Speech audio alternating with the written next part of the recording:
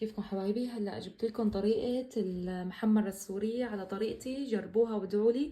وعن جد كل مين دقة عندي عن جد والله ولا اروع. فيكم تحطوها مع الفطاير، فيكم مع سندويشة الجبنة. عن جد كتير كتير طيبة، جربوها وادعوا لي. وبسيطة وما معقدة بالمرة. هلا حبايبي عندي هون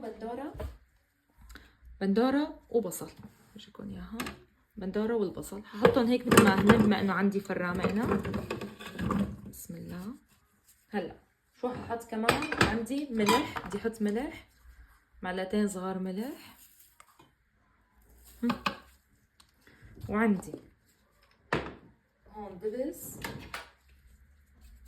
عندي دبس البندورة،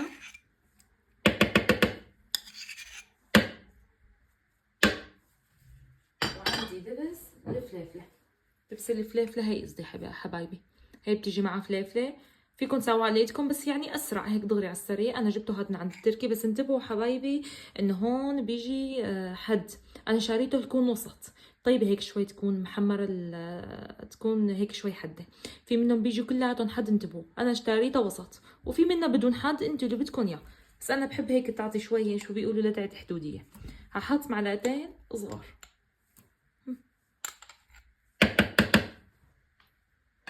وبدي احط دبس رمان وزيت بلدي. بسم الله. دبس رمان تقريبا قدر معلقه، انا بحط لكم اياه بصندوق الوصف ان شاء الله. حبة البركة ما بنحطها الا اخر شيء. هلا بدي احط بقى المكون الاساسي اللي هو شو؟ زيت الزيتون. بسم الله. هلا بنخلطها وبرجيكم القوام شو بده يطلع. عن جد جربوها وادعوا لي ولا اطيب. هي خلصت حبايبي، شوفوا القوام ما شاء الله. هيك لازم تطلع المحمرة عن جد والله، والريحة والطعمة يا عين يا عين غير شكل. هلا شو بدنا نحط بقى؟ بدنا نحط، قول بسم الله، بنحط حبة البركة. فيكم ما تضيفوا طبعا، بس هي اصولها يكون في حبة البركة. سبحان الله والله بتعطي يعني قوام وطعمة غير شكل، وكمان سبحان الله إلها فائدة كمان.